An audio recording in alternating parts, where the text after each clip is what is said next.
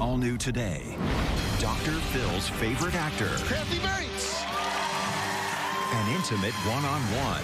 I thought my career was over. Uninhibited. Let's talk about Leonardo DiCaprio. Unfiltered. It's embarrassing to talk about. Unforgettable. I get this script and I'm supposed to be praying to Satan. And I said, dudes, I survived cancer twice. I'm not praying to Satan. Let's do it. Have a good show, everybody. Here we go. This is a safe place to talk about hard things. Stand by. We'll count you down. Today's going to be a changing day in your life.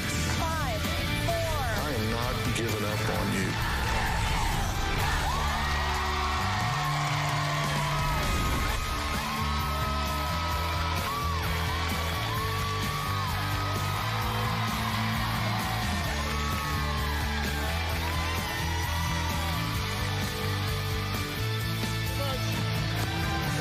Thank you very much. Well, you know, I always get interviewed and people ask me, who, Dr. Phil, is your favorite actor in all of Hollywood? And I always have the same answer. And you guys are in for a huge treat today.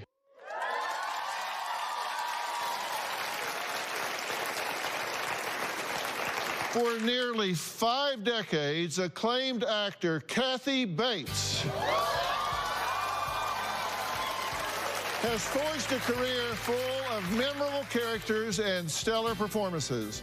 She has captivated audiences from all ages and all walks of life on Broadway and film, on television, and continues to break the mold. Take a look. No one can deny the talent of Kathy Bates, an actor with 200 credits to her name, including over 80 films. And no one can forget her role as obsessed fan Annie Wilkes in the 1990 thriller film Misery, which earned her a Golden Globe and an Academy Award for Best Actress. The nomination meant a great deal because it was from my peers, and I've been working for a long time. I wanted very much to win this. It means that I have to work harder. That's what this means. Soon after her Oscar win, Kathy Bates' career was catapulted to superstardom with a string of memorable roles in films such as Fried Green Tomatoes, Dolores Claiborne, and the mega blockbuster Titanic with Leonardo DiCaprio and Kate Winslet. It feels as though it's the two of us, really. Kathy Bates has also had tremendous success on the small screen as well. In 2011, she had her first starring role as Harriet Korn on the NBC legal drama series Harry's Law. This whole thing just smells too dangerous to me. It's actually about a patent attorney who gets fired at the very beginning of the show, and she begins a new life. She starts a new law firm and a shoe store. And she continued to delight fans in hit shows such as L.A. Law, Third Rock from the Sun, 6 Feet Under, The Office, American Horror Story, and The Big Bang Theory. Let's go home. I think I'll stay. She has been recognized for her hard work and excellence with 14 Emmy Award nominations. Idiots. And her performances in American Horror Story and 2.5 Men both earned her Emmy Awards. I'm thrilled now that there's so much wonderful writing for television. It's just come back to life. In 2016, she cemented her mark in Hollywood and in the hearts of all as she was bestowed a coveted star on the Hollywood Walk of Fame. As Oscar Wilde used to say, you have to shoot for the moon, at least you will land in the stars. Today, I have landed on mine. It is my honor to welcome the esteemed actor and now my friend, Kathy Bates.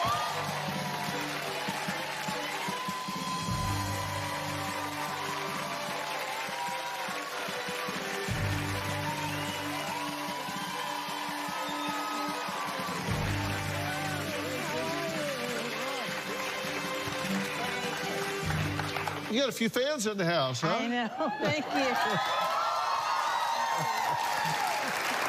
How about that? It's so lovely to be here. I'm a fan. I'm a fan of yours. I really am. Oh, I never dreamed I'd get to meet with you and to have that wonderful podcast. I love talking to you. You're a great person to talk to. You really listen. You're really prepared. And I just have been a fan of yours for years, so I'm kind of pinching myself, but I get to be here today. I'm just shucks. Wow. Well, we did meet that way and started talking, which was great fun. And listen, it's astounding when you go back through your career, you've done everything. And I want people to get to know you in some of the ways that I do historically. Tell people where you're from, first off, where you were born and all. Oh, I'm from Memphis, Tennessee. Right. And I noticed when I went to talk to you, my Southern accent came back just like that. Isn't it funny? It gets multiplicative, doesn't I know. it? Well, and I went to school in Texas. Yes, so, SMU. What was your first major when you got there? English. Yeah. And you were going to do what, teach? Yeah. My mother said, come back with an MRS. Right. And I was like, what is that? You know, and it was to come back, to, you know, married to somebody, and I just didn't, I knew I didn't want that. Yeah. And so when we had our first orientation, there was a man who was the head of the School of Humanities that was talking to us and saying, this is where you're going to begin your life story. This is the thing you love the most. And suddenly the playing field changed for me. And I thought, well, I had done plays in high school, and I thought, that's what I really want to do. That's what really makes me happy. And so I kept raising my hand, interrupting him. And he finally said, you're in the wrong school. Right. Here's your folder. Yeah, go down the get out. hall, last door on the left, that's the art school. Right. You know? Our youngest son, Jordan, went there. He started there as a freshman, and then our older son, Jay, graduated from their law school. So we are SMU fans. Teaching is an honorable profession, but you've been able to take those words and impact so many people, and you've played so many memorable roles. The one that won the Oscar was for Annie Wilkes in Misery. And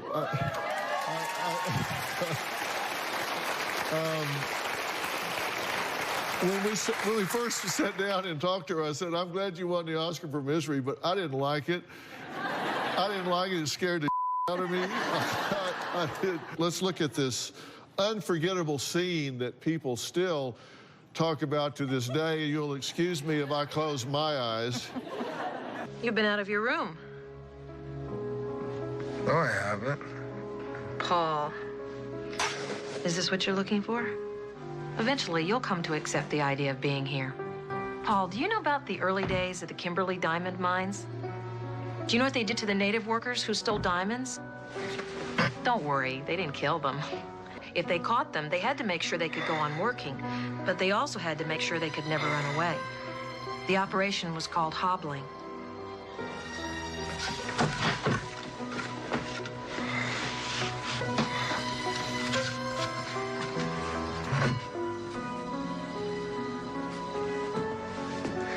Annie, for God's...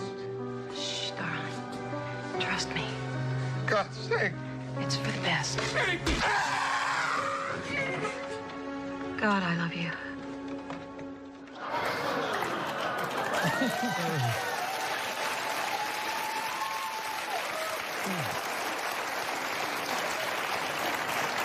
That absolutely is one of the most memorable scenes in the history of film. It was hard to get a dinner date after that. Yeah, I reckon it would be. So what was the effect on you personally of playing such a damaged character? Because I ask that because I know how much you study the roles and get into the psychology of the people you play. My sister was in early childhood development, and I asked her about this, and she had a book at the time that talked about kids who develop into psychopaths and sociopaths and how charming they are. And she is charming in a lot of ways, and she's in love with this man, really, and the fact that he's landed in her lap like this must be a sign from God. Yeah. You know? And you say that you've always watched the work that I do, and you go to YouTube and watch, and which I'm very flattered by, but you also said you study characters there to pick up pathology and that sort of thing. Yeah, and also how faces are built. I don't know how to describe it. There are some people I've seen on the show that their faces are in certain shapes I don't even know how to explain it. And I would love to be able to do that as a character sometimes. They're micro expressions, and yeah, I see it every day. It's interesting, it really is. Yeah, I see it every day. Let's talk about Leonardo DiCaprio. So, as a really seasoned veteran, did you help him off camera? Did you talk to him about things to do? I had such respect for him to begin with, and I just knew he would develop. He's been so wise in choosing his parts over the years, you know, and to go from this young man who was just a kid, really, he hadn't really grown into a man, and then years later to be on the other end of such amazing power was just awesome. Yeah, Kathy has claimed that while achieving so much fame, there can also be isolation in Hollywood. We'll talk about what she means by that when we come back.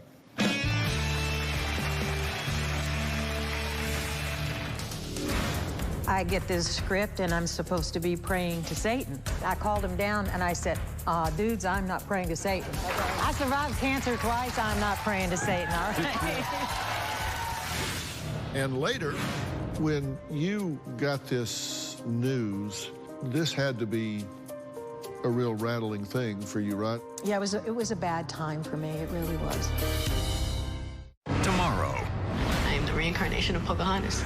I'm sharing her soul in my body. Her parents claim their daughter They've seen you speaking in tongues. is violent I just kind of pulled her over my shoulder, threw her, and then right in the eye. and has issues. This is how you showed up for work. Please help my daughter. You think I'm crazy? Are you sure that you guys aren't just delusional? That's tomorrow. Then on Monday. I started seeing aliens and they were having a bonfire. Now she believes she is being electronically targeted. The whole mind game is what they play. Tell me who they are. That's Monday. No message, no note. Who would do that? What kind of husband would... If you let him talk, maybe he'll find out. Larry? Well, there you go. What more can he say? Let's go home. I think I'll stay. Well, if you're going to stay, then I'll stay.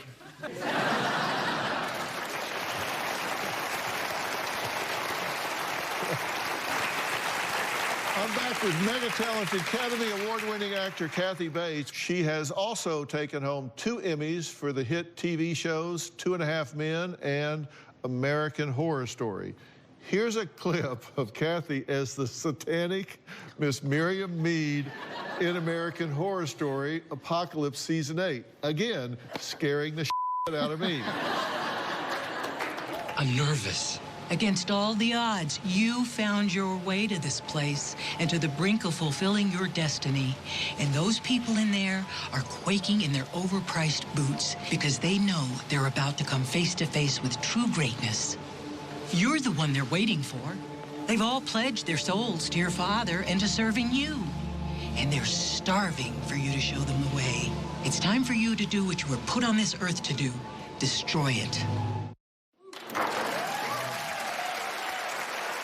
When you watch people, sometimes you catch them acting, and I've never caught you acting, not one time. Well, that's kind of you to say. That's really amazing to me, and particularly when you change characters in the same season, from one season to the next season, the next season, the next season. Thank you. Well, the only time they told me I was going to be a robot this year, and that's all they told me at the beginning, and then halfway through, I get this script, and I'm supposed to be praying to Satan. And I called him down and I said, dudes, I'm not praying to Satan. Okay? Sorry.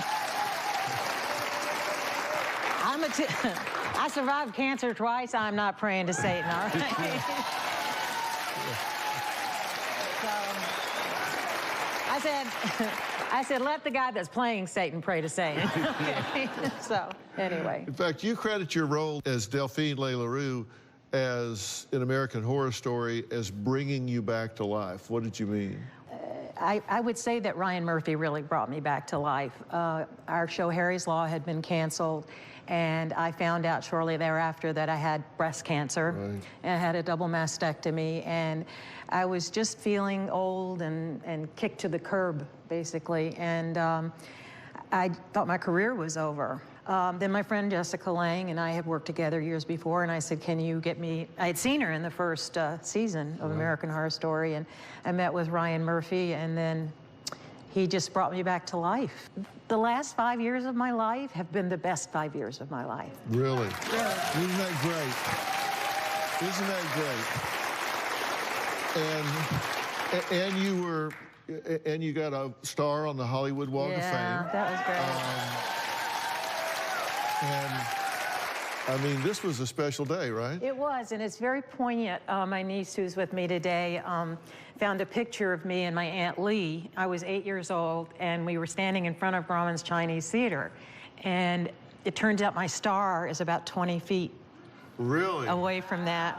Wow. And it was a bittersweet because my Aunt Lee passed away from breast cancer back in the 60s before they had any way of helping her. Right. And it was emotional in so many ways. I wish that she could have been there with me. You say that being in Hollywood, as the more famous you become, in a sense, the more isolated you have to be. What do you mean by that? It's embarrassing to talk about. I never have been one to go out to the big Hollywood parties and do all this kind of stuff. And I don't think of myself as being some big, you know, person. And so I just like to be myself with people, and sometimes that can get me into situations that are hard to get out of. Yeah, Oprah and I were watching one time some footage of like a red carpet and a bunch of really glamorous people going along it. And, you know, she said something interesting. She said, you know, I've never felt like they look.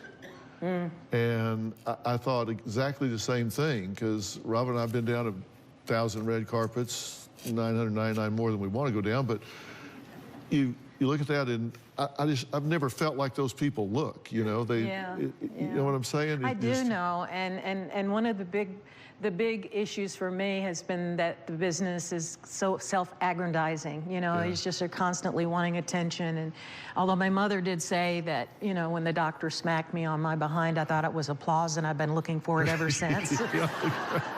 So I do take responsibility for that. Yeah, you got to own part of that. Yeah. Why Kathy says she sometimes does use my show as a character study, and I'm going to talk about what she has done to learn and prepare for roles. She told me something that probably didn't seem strange to her, but just absolutely blew me away. I'll tell you about that after the break.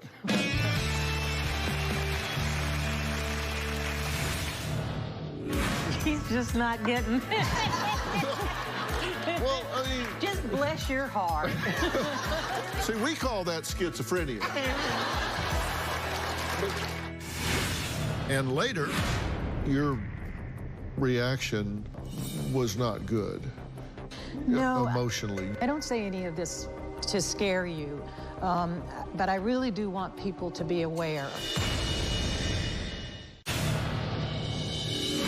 Kathy Bates, I have been your biggest fan forever. Well, same here. Thank you. I watch you on YouTube a lot. I learn a lot, but also for character studies, I love to see real people. Oh, yeah. You know, when it's no I really love watching people's expressions, what they don't say, and that fascinates me.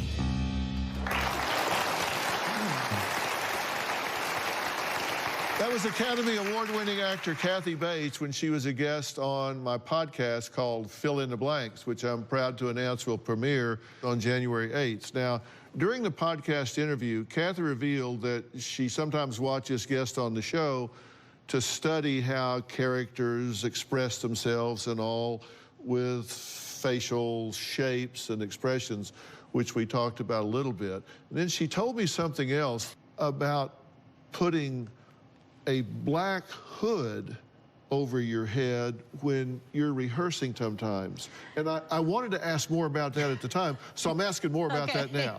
So tell me about that. Specifically for Dolores Claiborne, I was playing a character when she was in her 40s and then later when she was in her 60s. Our bodies change over 20 years, and I worked with a wonderful movement coach by the name of James Donlin, and he's a movement coach. Movement coach. He's a performance artist, but he works specifically with actors and their bodies and how they express different things. I've never worked like this before.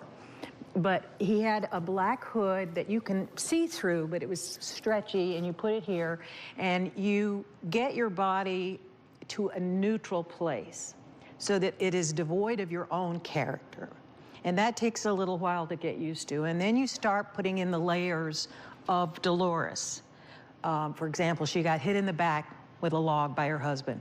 What kind of physical damage did that cause? How did that last? How did that change her walk? So it sounds very strange, but it actually works because what you're doing is creating a blank canvas with your body. He's just not getting it. Well, I mean... Just bless your heart. Well, I mean, we call that schizophrenia. Whatever. I mean, you call that whatever you want from Tennessee. We call that schizophrenia. You lose yourself. Yeah.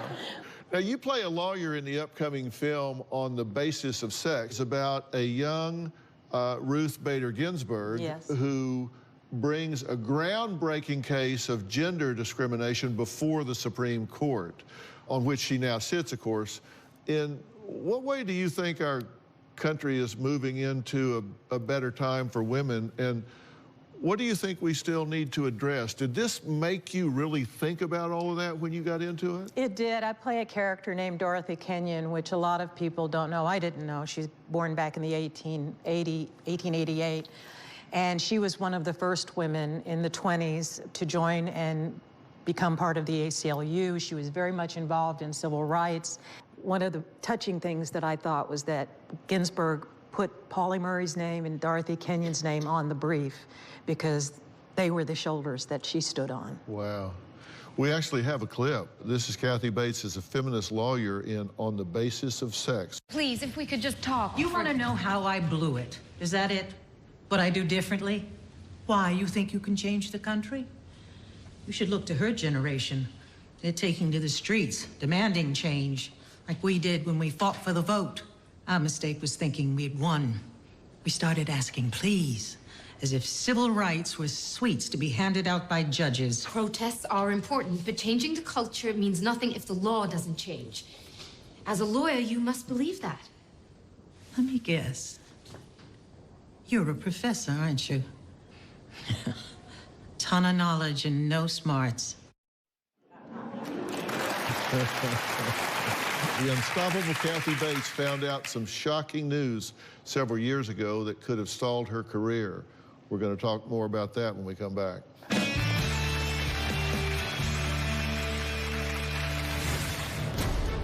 This came out of the blue. You didn't expect this. You had had problems in your family, and you had had problems before, All right, but not this way. 6 years ago was when you got diagnosed, right? Yes. My doctor was calling me and he said, you know, you have a tumor. And I said, make it a double. Because breast cancer runs like a river in my family. He took 19 lymph nodes from my left armpit and 3 from my right. You think American Horror Story is scary? You should have been in that room with me. I was screaming, yelling, and then I heard this little social worker say, just take a breath, take 2 deep breaths. And I was just like, I looked at her like, get the out of here, lady, and I just left. Because I thought, none of these people understand what this is, what it means to me, you know, why this is so devastating. Well, that was Academy Award-winning actor Kathy Bates discussing her struggle with cancer on my upcoming podcast, Fill in the Blanks. Now, when you got this news, this had to be a real rattling thing for you, right? I mean, this came out of the blue. You didn't expect this. You had had problems in your family, and you had had problems before, Right. but not this way. Right. I had had ovarian in 2003. I was so lucky to catch that early. I wasn't feeling well in my tummy, and so I thought, oh no, is this ovarian again? And I went in for a scan, and they found a tumor in my left breast. I have a wonderful oncologist who saw me through ovarian, Barry Rosenblum, and he called me on the phone. He said, you've got cancer. And I said, well, take them both off then, because, you know, I don't want to have to fool with it. So they did, and I was very nervous about getting something called lymphedema. I had had a boyfriend at the time who had it in his left arm, and it was in the worst stage. And his arm hung down because the fluid was very heavy in his arm, and his skin was really like wood, and very, very tender to the touch, and sometimes lymph would ooze from his skin. And so I was absolutely terrified. Sure enough, in the hospital, I started feeling these weird things and almost like little lightning of pain, and I didn't know if that was it or not, but shortly after that, my arm started to swell, and I knew that was it. Your reaction post-op was not good. No, emotionally, you reacted badly. It really wasn't. Yeah, it was a bad time for me. It really was. When we were talking earlier, I asked you if you feel this is all behind you now, as far as the cancer is concerned. We never know, and I don't dwell on it. I feel so grateful, and as I said, this has been a great time for me, and people say this, but it is very true, and I think any of us who've been through a trauma like that and have come through it are grateful for every moment that we have, every connection that we have. I just feel that there's a little bit of God in each of us, and when we come together, that makes it bigger. And no matter whose paths you cross, it's an opportunity to connect that God part of ourselves with each other. And that's what I live for. Well, we're going to talk about what she does to put that into action, because as soon as she won her two-time fight with cancer, another challenge did come her way. So we're going to talk about what that was and what she's done to mobilize the entire world about that when we come back. Tomorrow on Dr. Phil. I am the reincarnation of Pocahontas. Her parents claim their daughter... This is how you showed up for work. ...has serious issues. Please help my daughter. You think I'm crazy? That's tomorrow. I have lymphedema. I developed it right after a bilateral mastectomy almost 4 years ago. Lymphedema is a disease where the body's lymphatic system is damaged, creating swelling, loss of mobility, and serious infections. Those first couple of days when I was recovering in the hospital, I could feel these strange feelings in my hands and in my forearm. Instead of standing by and waiting for a cure, she took on a new role. Today, Kathy Bates serves as a national spokesperson for the Lymphatic Education and Research Network. And I make this promise to you today. I will fight for us. Kathy Bates has even gone to the halls of Congress to raise awareness. We lobbied 65 congressmen and senators. We had doctors with us who could explain the science behind what we're facing. Seeing a celebrity like Kathy Bates come out and say, this is something that's painful, I'm putting this out there because I want others to do the same, then maybe I can do that. More suffer from this than MS, muscular dystrophy, ALS, Parkinson's, and AIDS combined.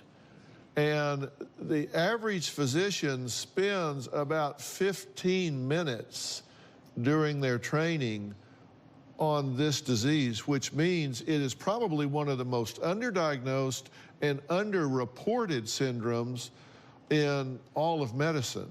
And I don't say any of this to scare you. But I really do want people to be aware.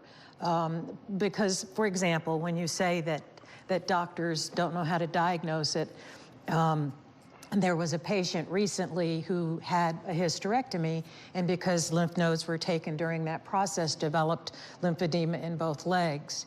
And she went to her doctor, and he said, There is no such thing as lymphedema. Go home, stand on your hands, and that way you can drain the fluid from your legs. Yeah. There's primary lymphedema, there's secondary lymphedema. Primary can be genetic. That's right. Secondary is usually pursuant to a surgical procedure, to particularly cancer procedures. So it can happen even with very young children if there's a genetic component, and that's its onset. Now, Kathy has a ton of fans, but she is the #1 fan of a 10-year-old girl named Emma. Take a look at why. Emma Detlefson, our youth ambassador, worked a real miracle last year when she appeared before the New York State Legislature. Hi, I'm Emma and I have lymphedema. Her presence so moved the lawmakers. They realized that something had to be done to help those of us suffering with lymphatic diseases. Kathy sent her a personalized letter, and it just thanked her for showing up and said that the reason we were going to get money from the state was because of Emma's appearance. The end of that letter is like great foreshadowing. It says, I hope someday we meet. And they did just that. Months later, Kathy and Emma met for the first time. You've got your purple cape on. You look beautiful. Emma Detlefson, who has primary lymphedema, works as an advocate with Kathy to raise money for awareness, and she actually joins us right now on Polycom. So, Emma, how are you? I'm good. So, Emma, tell us what it was like first to get to meet Kathy. Well, I was nervous at first because she is like a movie star, but it was really exciting, and we had a good time in Washington, D.C., and it was a special moment for my family. I understand that you were born with lymphedema in your legs. So what do you do to take care of that? I wear my garments during the day, and I wrap at night, and I go to my therapist once a week. She's a certified lymphedema therapist, and I use my pump when my lymphedema gets really bad. Thank you for talking about this. Also joining us is Veronica Senares, who also has primary lymphedema like Emma, but she says she did not even realize it until she was in her 20s. So, Veronica, what clicked for you in your 20s where you did figure out that this was what you were dealing with? My father and my grandfather also had lymphedema.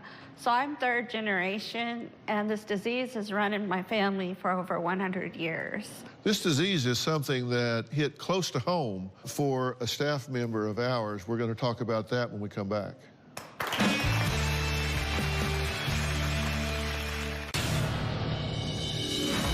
Up to 35% of women treated for breast cancer are at risk for developing lymphedema. This is a major, major problem, and it doesn't have a cure, so it has to be managed.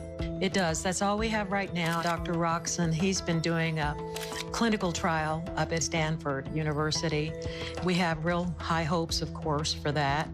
And that's all we can do right now is share our stories together. It's like climbing Mount Everest. Well, we've been talking with my friend Kathy Bates, and who lives with a serious disease called lymphedema. Now, my senior producer, Allie Levin, says while working on this show, she was surprised to discover that she had a personal connection with the topic. Take a look. My dad, Charlie, was a professor of economics at Washington University in St. Louis. My dad definitely had some health issues. When I was in high school, he even had to have bypass surgery. I remember they had to remove veins from his legs and replace the bad ones in his heart.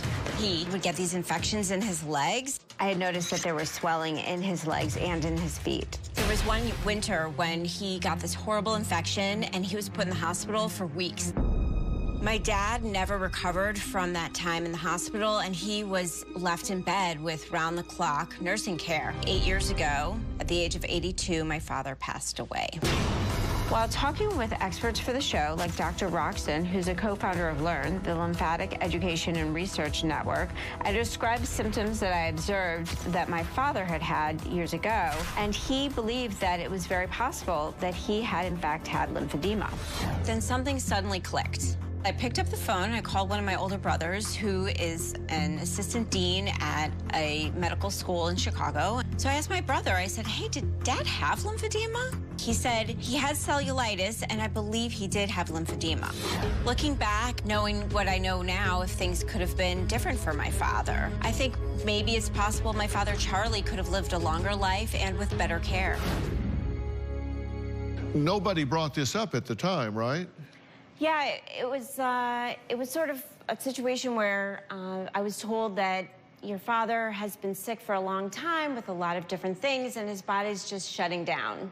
Joining us now is the co-founder of LEARN, Dr. Stanley Roxton, who is also a professor of lymphatic research at Stanford. That sounds very much like that could have been what's going on here.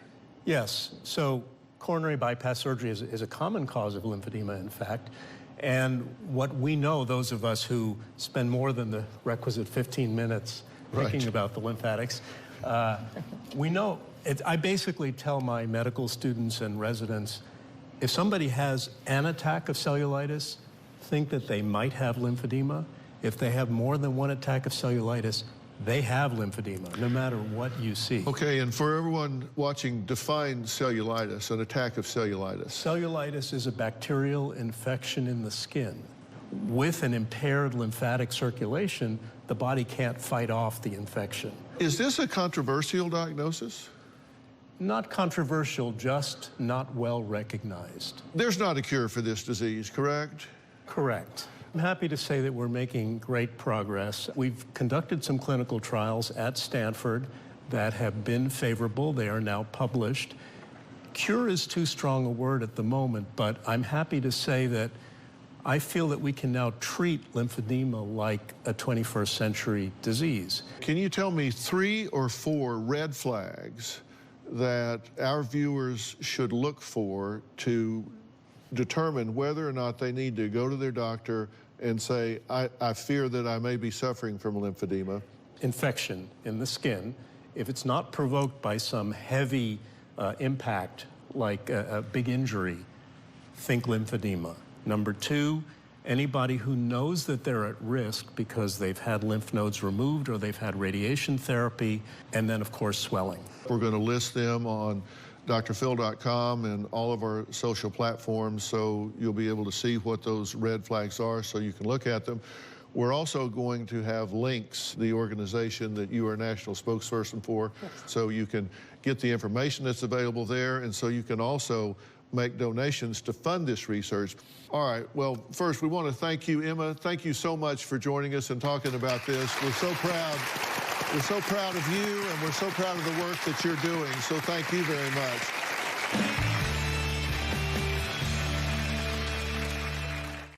I was lucky enough to spend today's hour with Kathy Bates, but there's a lot more to come with her in my upcoming podcast called Fill in the Blanks. It's just me hanging out and having fun with Kathy, and as it goes along with a lot of other people and people that are making a difference in this world. Here's a preview. This is my first podcast ever. It's very podcasty, yeah. Candid. I'm going to get really intimate here. I'd say I've had what could maybe be called a sex addiction. Off the cuff. I didn't like Misery. It scared the out of me. My ex-husband said after he saw Misery that he didn't see anything unusual up there on screen. Dr. Phil McGraw has uniquely in-depth conversations with the world's most interesting. Does it bother you that some people define you as Oprah's friend? Relevant. Kim Kardashian. If she breaks wind in a public place, it's a major news event. And accomplished people. I've had my share of incidents. with wit and irreverent humor. You worked as an undercover security guard? I did see a dude walk out with a lawnmower one time. Meet the real people behind the public image. You planned to have a baby at 16? Yeah, I did. Why? I wanted a baby at 13. No social mask. You were a mailman. In the hood, first of the month, everybody gets a check. I told people I could bring it early if I could get a cut. Just real talk from the world's leading experts. I actually worked for the NFL as a sidelines concussion doctor. To celebrities. My mother would always say, look, because of dyslexia, you're going to have to work twice as hard as the other kids. Relatable. When your world's crashing down. My dad was my best friend. To watch somebody so strong become so weak. Couldn't fix it. I couldn't help him. With an interactive website that extends beyond the podcast, Dr. Phil McGraw is definitely going to fill in the blanks. Can you turn his mic off? Somebody pull the plug on this guy.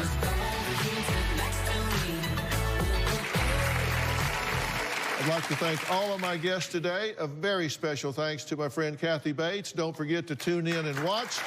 The Big Bang Theory airs Thursdays on CBS. And along with Kathy's other amazing projects, which include American Horror Story, the series can be seen on FX Plus, FX Now, FX.com, and video on demand. Kathy also has a film on the basis of sex, based on the life of Ruth Bader Ginsburg, playing in selected cities now.